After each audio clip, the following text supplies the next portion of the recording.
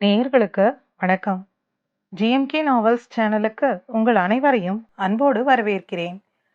கௌரி முத்துகிருஷ்ணன் அவர்களின் எழுத்தில் அன்பின் அப்பா, அத்தியாயம் 25. இன்பா அடுத்து என்ன செய்ய என்னும் யோசனையே இல்லாது செயலற்று அமர்ந்திருந்தான். அப்போது அவனின் அப்பா அழைத்திருந்தார். கோவத்தை குறைக்க சொல்லி எத்தனை முறை சொன்னேன் தம்பி, இப்போ என்ன செய்து வச்சிருக்க? ஏன் அன்பு இப்படி பேசுறா? எனக்கு பயமா இருக்கியா? என் தங்கச்சி வேற அங்க அடிபட்டு அழுதுகிட்டு இருக்கு. பத்மநாபன் சொல்ல, நான் கோவத்துல எதையும் யோசிக்காம பேசிட்டேன். நானே அவளை சமாதானம் பண்றேன். கொஞ்சம் அவளுக்கும் எனக்கும் நேரம் கொடுங்க. இன்பா சொல்ல, பார்த்துக்க தம்பி, அன்பு மேல நீ எத்தனை நேசம் வச்சிருக்கேன்னு எங்களுக்கு தெரியும். அந்த பிள்ளைகிட்ட கொஞ்சம் பொறுமையா பேசுப்பா. சரிப்பா.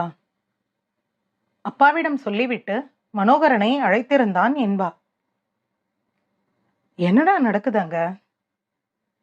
தெரியலையே, இப்பதான் வீட்டுக்கு ஓடிக்கிட்டு இருக்கேன். அப்பா கூப்பிட்டு கத்துனாரு, உன் ஃப்ரெண்டு என் பொண்ணை கதற விட்டான்னு. உன்னை மாப்பிள்ளையாக்க அம்மா தான் உனக்காக பேசியிருக்காங்க, அதுக்கு அவங்கள அடிச்சிருக்காரு.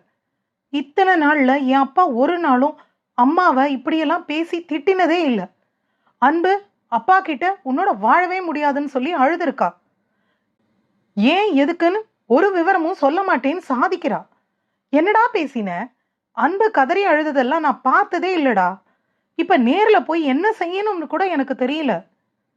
மனோ சொல்லி முடிக்க, அன்பு கோவத்துல பேசுறத வச்சுக்கிட்டு எதையும் முடிவு பண்ணாதீங்க. எனக்கு ஒரு வாரம் டைம் கொடுங்க, நான் வந்துடுவேன்.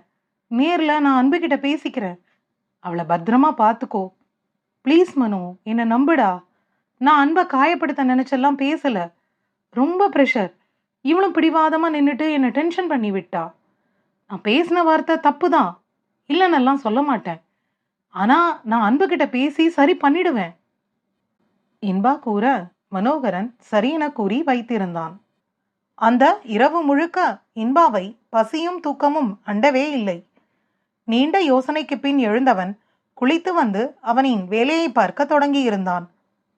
இன்னும் ஒரு வாரத்தில் முழுதாய் முடிய போகும் அவனின் ப்ராஜெக்டை இன்பா கவனிக்க, அவனின் வாழ்வை முழுதாய் முடிக்கக்கூடிய விஷயங்களை விதி அரங்கேற்றம் செய்திருந்தது.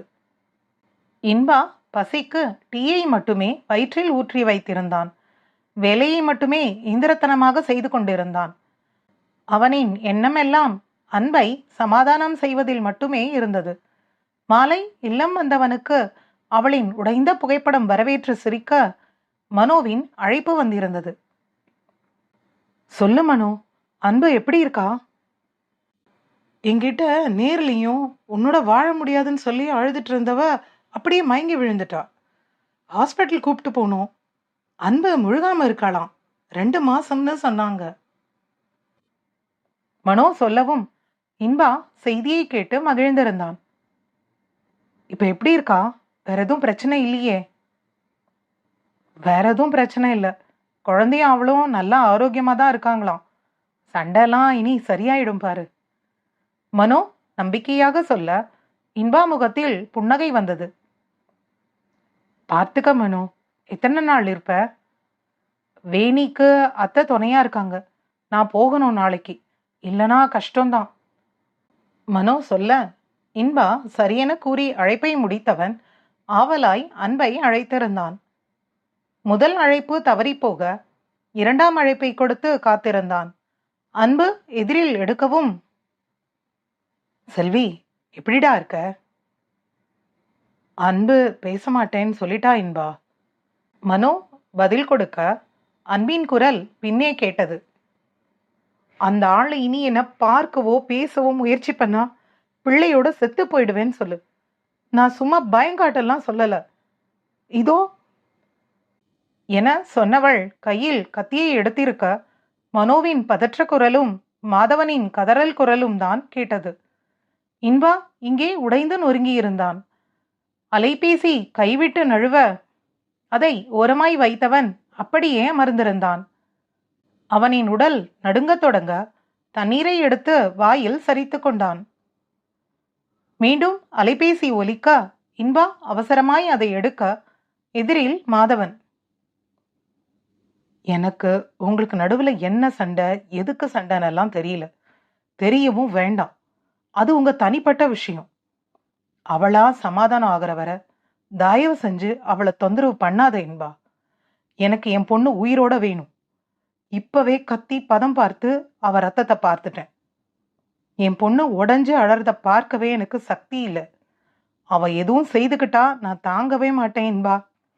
இதுக்கு தாயா பயந்தேன். என் பொண்ணு உன் கோவத்தெல்லாம் தாங்க மாட்டா. என் பிள்ளை காயப்பட்டு நிக்கும் தான் யோசிச்சேன். என் மேல உனக்கு வருத்தம் இருந்தது தானே? இப்போ என் பயத்தை உண்மைன்னு தானே நிரூபிச்சிருக்கியே. இப்ப நான் யார் மேல வருத்தப்பட? போதும் இன்பா, என் பொண்ணை விட்டுரு. மாமா, தப்புதான், இல்லைன்னெல்லாம் சொல்ல மாட்டேன். அதுக்காக அவளை விட்டுருன்னெல்லாம் சொல்லாதீங்க. அவ இல்லாம நான் உன்னால தானே காயப்பட்டு நிக்கிறா. மறுபடியும் எதை நம்பி உன்கிட்ட என் பொண்ணை அனுப்புவேன்? அதுக்கு முன்னாடி அன்பு உன்னோட வாழவே தயாரா இல்லையே. அவ கோவத்துல பேசுறா மாமா. நான் நேர்ல வந்து பேசினா எல்லாம் சரியாகிடும். என்ன நம்புங்க, இது போல இன்னொரு முறை நடக்காது. எதுவா இருந்தாலும் அது அன்போட முடிவுதான். அவளா பேசுற வர என் வீடு தேடி வராத இன்பா. நான் அடையத்த மாட்டேன். வீண் சங்கடம் வர வேண்டாம். சொன்னவர் அழைப்பை முடித்திருந்தார். அவர் பேசி வைக்கவும் மனோ குறுஞ்செய்தி அனுப்பியிருந்தான். இனி தன்னை அழைக்க வேண்டாம் என்று. படித்தவன் தலையை கைகளில் தாங்கி அமர்ந்து கொண்டான். ஒரு வாரம் வேகமாய் நகர்ந்திருந்தது. வீட்டிலிருந்து அவனின் அம்மா சிவகாமி மட்டுமே அழைத்து பேசிக் கொண்டிருந்தார். பத்மநாபன் அன்பை தொந்தரவு செய்ய வேண்டாம் என்று கூறியிருந்தார். இவனும் அவளை நெருங்க முயற்சி செய்யவில்லை. ஆனால் அன்பு அனைத்திலும் அவனை பிளாக் செய்திருந்தாள். அவனின் பணத்தை எல்லாம் அவனின் கணக்கிற்கு திருப்பி செலுத்தியிருந்தாள். எந்த வகையிலும் இன்பா தன்னை நெருங்க முடியாத அளவுக்கு சுவர் எழுப்பியிருந்தாள். இன்பாவின் வேலை வேறு இழுத்து கொண்டே இருக்க முயன்று பொறுமையை துணையாக பிடித்து கொண்டிருந்தான். இறுதியாய் 1 மாதம் கழித்து அவனின் ப்ராஜெக்ட் முடிந்திருக்க வேலையை விட்டிருந்தான். இல்லம் வந்தவனுக்கு அத்தனை மனசோர்வு. அவனின் தாயிடம் சிறிது நேரம் பேசியவன் அவன் அடுத்து என்ன செய்ய வேண்டும் என்று கேட்க, வந்துரு இங்க, கொஞ்ச நாள் பார்ப்போம். அவளா வந்தா சரி, இல்ல நேரா போய் கூப்பிட்டு வா. என்ன இருந்தாலும் அவதான் உன் பொண்டாட்டி. அங்க தனியா கடந்து கஷ்டப்படாத, வீட்டுக்கு வா இன்பா. சிவகாமி சொல்லவும் இன்பா சரியென கூறியிருந்தான். அடுத்த 1 வாரத்தில் அத்தனை பொருட்களையும் கட்டத் தொடங்கும் போதுதான் கவனித்தான். அவளின் எந்த உடையும் அவள் பயன்படுத்த என்று வாங்கிய எந்த பொருட்களும் வீட்டில் இல்லை. ஆக யோசித்து தெளிவாய் முடிவு செய்துதான் அவனை பிரிந்திருக்கிறாள். கோவத்தில் அவன் பேசிய வார்த்தை முறையற்றதுதான். ஆனால் அதை அவன் உணர்ந்து சொல்லவில்லை என எப்படி அவளுக்கு உணர்த்துவது? வீட்டை காலி செய்தவன் ஒவ்வொரு அறையாக சென்று நின்று பார்த்தான். அவனின் திருமண வாழ்வின் இனிமைகளையெல்லாம் சுமந்து நின்றிருந்தது அந்த சுவர்கள். இன்பாவின் கண்கள் கலங்கத் தொடங்கியிருந்தது. எப்போதும் அடக்குவதைப் போல இப்போது அடக்காது அழுதிருந்தான். புனேவை விட்டு கிளம்பியவன் எண்ணம் எல்லாம் அவனின் செல்விதான். ஊருக்கு வந்த 2 நாளில் அவளின் வீட்டு வாசலுக்குத்தான் சென்றிருந்தான். மாதவன் அவனை வீட்டின் உள்ளேயே விடமாட்டேன் என கூறியிருந்தார். மாமனின் வார்த்தையை உதறி தள்ளிவிட்டு இன்பா உள்ளே நுழைய அன்பு அவளின் அறையை மொத்தமாய் சாற்றியிருந்தாள். என்ன முயன்றும் அவளை காணவே முடியவில்லை. வள்ளி அவனுக்கு நீர் தர அதை வாங்கி குடித்தவன் கிளம்பியிருந்தான். இல்லம் வந்து விவரம் சொல்ல சிவகாமிக்கு அப்படியொரு ஆதங்கம். மகனை கண்ணில் கூட பார்க்காத அன்பை நினைத்து எரிச்சல்தான் வந்தது. கோகிலா பாட்டி சென்று அறிவுரை சொல்லியும் அன்பு எதையும் கேட்கவில்லை. அப்போதுதான் அங்கே விசாலாட்சி வந்திருந்தார். உன் பொண்ண உன்னோட வச்சுக்க வாய்ப்பு கிடைச்சிருச்சு போல. மகனை பார்த்து வார்த்தையை கத்தியாக வீசியிருந்தார். அம்மா, அன்புக்கு விருப்பம் இல்லாம எப்படி இன்பா வீட்டுல கொண்டு போய் விட முடியும்? ஏன், இத்தனை நாள் இருந்த விருப்பம் இப்ப என்ன ஆச்சா? வயிற்றுல வாங்கிட்டு வந்திருக்கிறது அவன் பிள்ளை தானே. புருஷன் திட்டினா ஆறுதலுக்காக 2 நாள் அப்பா வீட்டுக்கு வந்தா சரி. இங்கேயே உட்கார்ந்திருந்தா எப்படி? என் பேத்தி வேணிக்கு இடம் வேண்டாமா? 2 புள்ளதாச்சிய ஒரே இடத்துல வைக்க முடியுமா? அவளுக்கு சீமந்தம் செய்து தானே அம்மா வீட்டுக்கு அனுப்பி விடுவ? இல்ல அப்படியே அனுப்ப போறியா? அதெல்லாம் சிறப்பா செய்வேன். வேணியும் என் பொண்ணுதான். அப்பா, இவ எப்ப புருஷன் வீட்டுக்கு போறான்னு சொல்லு. வேணிய இங்க கூப்பிட்டு வரணும். விசாலாட்சி கேட்க, அன்பு அறைக்குள் சென்று தாழ்போட்டுக் கொள்ள மாதவன் அழைக்கவும் கதவை திறந்திருந்தாள். அப்பா இருக்கேன், நான் பாத்துக்கிறேன். நீ இங்க தான் இருப்ப, அதுல எந்த மாற்றமும் இல்லை.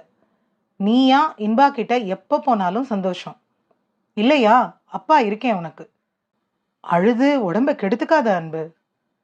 மாதவன் சொல்லவும் அன்பு அதற்கும் அழுதிருந்தாள். அடுத்த வார ஞாயிற்றுக்கிழமை நல்ல முகூர்த்த நாள். அன்னைக்கு வளகாப்பு வைப்போம். நீங்க வீட்டுல கலந்து பேசிட்டு சொல்லுங்க. வேணிய இந்த வார வெள்ளிக்கிழமை கூப்பிட்டு வர சொல்லுங்க.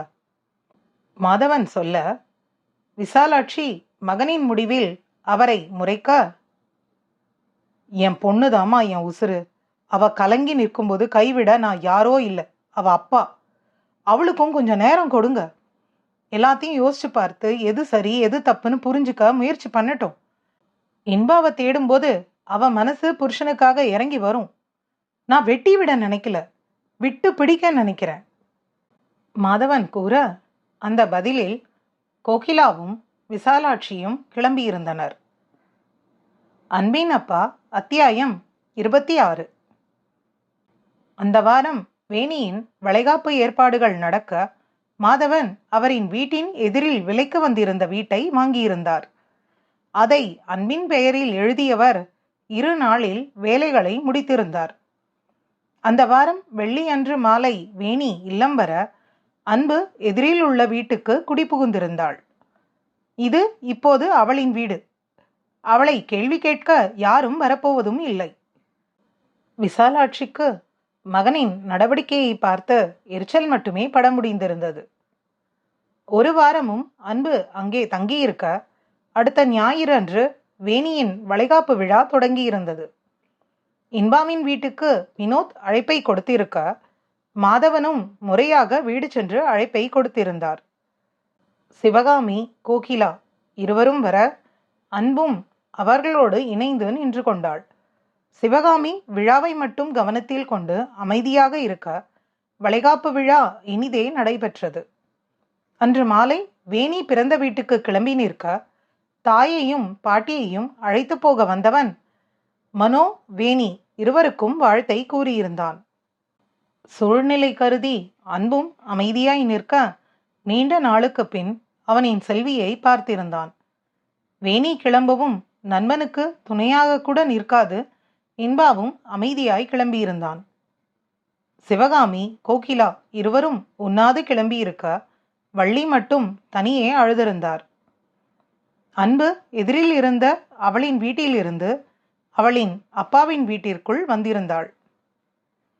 மீண்டும் நாட்கள் நகர 2 வாரத்திற்கு பிறகு மனோவிற்கு பெண் குழந்தை பிறந்திருக்க செய்தியை மாதவன் தான் கூறியிருந்தார். வேணி குழந்தையுடன் மனோவின் இல்லத்திற்கு வந்திருக்க அன்பு குழந்தையை வாங்கி கொஞ்சியிருந்தாள்.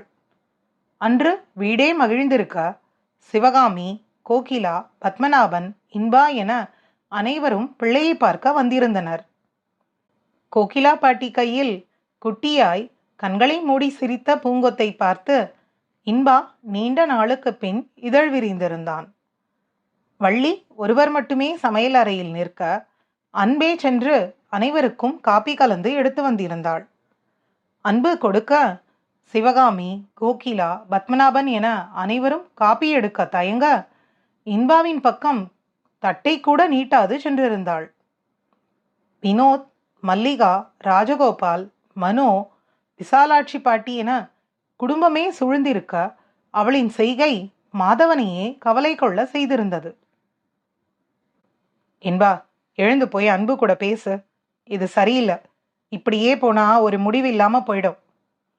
விசாலாட்சி பாட்டி சொல்ல, நாங்களும் பார்த்துக்கிட்டு தான் இருக்கோம் பெரியம்மா. என் பையன் பக்கம் என்ன இருக்குன்னு கூட கேட்க தயாரா இல்லை அவ. இதோ பிள்ளை உண்டாகி இருக்காளே, அதை எங்களை அனுபவிக்க விட்டாளா? எங்களை விடுங்க. அவ வயிற்றுல இருக்கிற பிள்ளைக்கு அப்பன் இவன் தானே. இவனை கூட அதை உணர விடாம செய்திருக்காளே, என்ன செய்ய இதுக்கு? அவளா இறங்கி வர வரைக்கும் யாரும் பேசக்கூடாதுன்னு சட்டம் வேற. சிவகாமி சொல்லிவிட்டு கண்ணை துடைக்க, அப்ப இன்பா பக்கம் தப்பே இல்லையா சித்தி? அன்பு இனி வாழவே முடியாதுன்னு சொல்ற அளவுக்கு என்ன பேசினாருன்னு யாருக்கும் தெரியலையே. வினோத் கூற மனோ அவனை முறைத்திருந்தான். ஏ அன்பு, இங்க வா, ஏதாவது ஒரு பதில சொல்லு. இப்படி வாயை மூடிக்கிட்டு நின்னா என்ன அர்த்தம்? எனக்கு இத பத்தி பேசவே விருப்பம் இல்லைன்னு அர்த்தம். விருப்பம் இல்லையா? சரி தாயி, நீ உன் அப்பா வீட்டுல சந்தோஷமா இருந்துக்க. ஆனா உன் வயிற்றுல வளர்ற எங்க வீட்டு வாரிசா எங்க கிட்ட கொடுத்துரு. சிவகாமி இறுதியாய் கூற, பத்மநாபன் மனைவியின் முகம் பார்த்து பேசாதே என இன்பாவை கண்காட்டி இருந்தார். இது உங்க பையன் குழந்தைதான்னு உங்ககிட்ட யார் சொன்னாங்க? அன்பு கேட்ட கேள்வியில் அனைவரும் அதிர்ந்திருக்க, அன்பின் கன்னத்தில் இடியென இறங்கி இருந்தது மாதவனின் கரம். அன்பு அழுகையில் அதிர்ச்சியாக இன்பா எதுவும் பேசாது எழுந்து வெளியே சென்றிருந்தான். பத்மநாபன் மகனின் பின்னேயே சென்றிருக்க, சிவகாமியும் கோகிலாவும் அழுகையோடு வெளியே சென்றிருந்தனர். மாதவன் அவரின் அறைக்குள் சென்று அடைந்திருக்க, அன்பு அழுதபடி அப்படியே அமர்ந்திருந்தாள். வேணி மகளை அள்ளிக்கொண்டு பிறந்த வீட்டுக்கு நடையை கட்ட, மனோ அன்பை முறைத்துவிட்டு சென்றிருந்தான். வள்ளி மட்டும் அவளுக்கு உணவை சமைத்து நேரத்திற்கு ஊட்டிவிட, அன்பின் கன்னத்தில் சிவப்பாய் மாதவனின் கைவிரல்கள் பதிந்திருந்தது. டே மாதவா, படிச்சு படிச்சு சொன்னேன் கேட்டியா? செல்லம் கொடுத்து வளர்த்தி என்ன பேச்சு பேசிட்டா பார்த்தியா? அந்த பிள்ளை துடிச்சு போயிடுச்சு. இத்தனை பேர் முன்னாடி அவனுக்கு இப்படி ஒரு அவமானம் தேவையா? அருமையா வளர்த்தி இருக்க பொண்ண வச்சுக்க. உனக்கு துணையா 1க்கு 2 வந்திருக்கா. அந்த பையன் அமைதியா போயிட்டான். அதனால நம்ம மானம் தப்பிச்சுது. எவன் பிள்ளை இதுன்னு திருப்பி கேட்டா என்ன பதில் சொல்லியிருப்பா உன் பொண்ணு? விசாலாட்சி நடு கூடத்தில் நின்று கத்த, உன் பேச்சை கேட்காம போனதுக்கு தான் அவமானப்பட்டு நிக்கிறேன். என் பொண்ணு பேசுனதுலயே ஏற்கனவே என் நெஞ்சு நிறைஞ்சு போயிடுச்சு. நீங்களும் என்னை வருத்தாதீங்க. மாதவனும் சொல்லிவிட்டு வெளியே சென்றிருந்தார். அன்பு அறைக்குள் சென்றவள் அழுது கரைய, இன்பா இல்லம் வந்தவன் தாயின் மடியில் படுத்திருந்தான். கோகிலா பாட்டி ஓரமாய் அமர்ந்து கண்ணீர் சிந்த, சிவகாமி மகனின் தலையை வருடி கொடுக்க, இன்பாவின் கண்ணீர் அவரின் மடியில் இறங்கியிருந்தது. இனி நான் போய் அவகிட்ட நிற்க மாட்டேம்மா. நான் பேசினது தப்பு தான். ஆனா அதை விட அன்பு பேசினது ரொம்ப பெரிய தப்பான வார்த்தை. வெறுப்பா இருக்கு எனக்கு. இதுக்கு மேல என்னால அசிங்கப்பட முடியாது. இன்பா சொல்ல, கேட்கக்கூடாத வார்த்தையெல்லாம் பேசினப்புறம் எதுக்கு அங்க போகணும்? அதான் வயிற்றுல உள்ள பிள்ளையே உண்ணுது இல்லைன்னு பேசுற அளவுக்கு ஆகிடுச்சே. இனி அவளா வந்தா பார்ப்போம். சிவகாமி சொல்ல, அன்பு வந்துருவா இன்பா. உன்னை தேடி வரத்தான் போறா. ஏன்னா என் மாப்பிள்ளை இன்னைக்கு கொடுத்த அடி அப்படி. இதுவரை மகளை கோவமா கூட பேசாதவர் இன்னைக்கு கை நீட்டி அடிச்சிட்டார். அவருக்கும் அன்பு பேசினது தப்புன்னு தெரியும். பத்மநாபன் சொல்ல, அவ பேசினது தப்பு தான். ஆனாலும் வயிற்றுல பிள்ளைய வச்சிருக்கிற பொண்ணு அவர் அடிச்சிருக்க கூடாது. இன்பா சொல்ல, விடு, இனியாவது திருந்தட்டும். சிவகாமி சொல்லியிருந்தார். இரவு மனோகரன் இல்லம் வர அன்பு அவளின் அறையில் முடங்கியிருந்தாள். மனோ அன்பின் அறைக்குள் சென்றவன், உனக்காக இன்பாவையே ஒதுக்கி வச்சேன் பாப்பா. ஆனா நீ அவனை விட மோசமா பேசிட்ட. உன்கிட்ட இதெல்லாம் எதிர்பார்க்கவே இல்லை. உனக்கு இன்பாவா முழுசா தெரியல. என்ன செய்யறன்னு யோசிச்சு செய். உன் தலையில நீயே மண்ணள்ளி போட்டுக்காத. மனோ சொல்ல அன்பிற்கு மீண்டும் அழுகை வந்தது. அன்று இரவு மாதவன் இல்லம் வந்தும் மகளை சமாதானம் செய்யவில்லை. உணவு உண்டாளா இல்லையா என்று கூட விசாரிக்கவில்லை.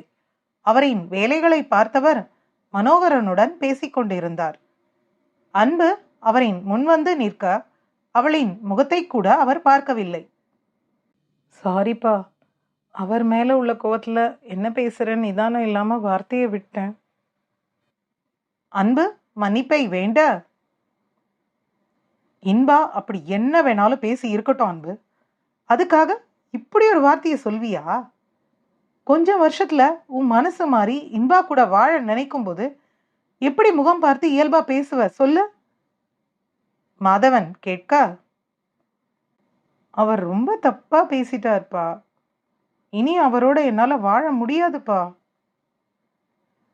அப்படி என்ன தாண்டி பேசினா அவன்? விசாலாட்சி கேட்க, உன் அப்பாவையே கட்டிக்கிட்டு குடும்பம் நடத்த வேண்டியதுதானேன்னு சொன்னார். அவர் எப்படி அப்பாவையும் என்னையும் சேர்த்து பேசலாம்?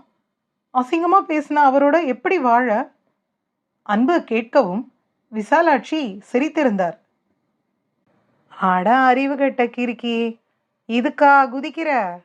உங்க அப்பனும் தான் இதே வார்த்தையை இன்பா அப்பா கிட்ட பேசியிருக்கான். அதுவும் உன் மாமனையும் ஆத்தாளையும் சேர்த்து பேசிட்டான். அதுக்கப்புறம் தான் சண்டையாகி ஒருத்தருக்கு ஒருத்தர் பேச்சு இல்லாம போயிடுச்சு. விசாலாட்சி கூறவும் அன்பு தகப்பனை பார்க்க, இன்பா பேசினது தப்புதான், ஆனா அதெல்லாம் கோவத்துல வர வார்த்தை. உமாம நான் உங்க அம்மாவை சரியா பார்க்கலன்னு குறை சொன்னான். அப்ப நீயே உன் தங்கச்சியை கட்டிக்கிட்டு குடும்பம் நடத்தி இருக்கலாம் இல்லைன்னு கேட்டேன். அதுல உங்க மாமன் என்னோட பேசுறதையே விட்டான். உங்க அம்மாவும் கூட தான் அதுக்காக என்னோட பேசாம இருந்திருக்கா ஒரு வாரம். அப்புறம் அவளை சமாதானம் பண்ணதுல பிறந்தவ தான் நீ. மாதவன் சொல்லிவிட்டு சிரிக்க அன்பு திருத்திருவன விழித்திருந்தாள். அன்பு, இங்க வந்து உட்காரு வா. வள்ளி, சாப்பாடு எடுத்துட்டு வந்து கொடு. விசாலாட்சி கூற அன்பு அவரின் அருகில் அமர்ந்திருந்தாள். அன்பு, எனக்கு நீ வேற மனோகரன் வேற இல்லை. உங்க 2 பேருக்கு எது சரியோ அதைத்தான் கொடுத்துருக்கேன். எவன் என்ன சொன்னாலும் சரி, என் பிள்ளைங்க சந்தோஷமா இருக்கணும்னு தான் நினைச்சிருக்கேன். நீங்க 2 பேரும் தான் என்னோட பலகீனம். உங்களை எனக்கு அப்புறம் நல்லா பார்த்துக்க ஒருத்தன் இருக்கான்னு சொன்னா அது இன்பாதான். கேட்க ஆச்சரியமா இருந்தாலும் அதான் உண்மை. உங்க அண்ணனை கம்ப்யூட்டர் படிக்க வைக்கவே யோசிச்சவனா. இப்போ அவன் பெங்களூர்ல மாசம் 2 லட்சம் சம்பாத்தியம் பண்ணிட்டு இருக்கான்னா காரணம் இன்பாதான். யார் வந்தாலும் என்ன வந்தாலும் தனியா நிக்க வச்சு பேசுற ஆள். சரியோ பிழையோ அவன் யாருக்கும் பயந்ததில்லை. அவனோட இருக்க போய்தான் உங்க அண்ணன் இத்தனை தைரியமா இருக்கான். இல்லைன்னா மனோ நம்ம பண்ணையில நம்ம தொழிலை தான் பார்த்துட்டு இருந்திருப்பான். மாதவன் சொல்லவும் மனோவும் மாதவனை பார்த்து கண்வெறிந்திருந்தான். வள்ளி அன்புக்கு சாப்பாடு கொடுக்க அன்பு கலங்கியபடியே உணவை உண்டிருந்தாள். அன்பு உணவை முடிக்கவும் வள்ளி அனைத்தையும் எடுத்து வைத்துவிட்டு வந்தவர் இன்பாவை அழைத்திருந்தார். இன்பா அழைப்பை எடுத்தவன் முதலில் ஹலோ என்று இருமுறை அழைத்தவன் பின் மாதவனின் குரலை கேட்டதும் அமைதியாய் எதிர்முனையில் பேசுவதை கேட்டிருந்தான். அன்பின் அப்பா அத்தியாயம் 25 மற்றும் 26 நிறைவு பெற்றது. அன்பு அனைத்தும் செய்யும். நன்றி.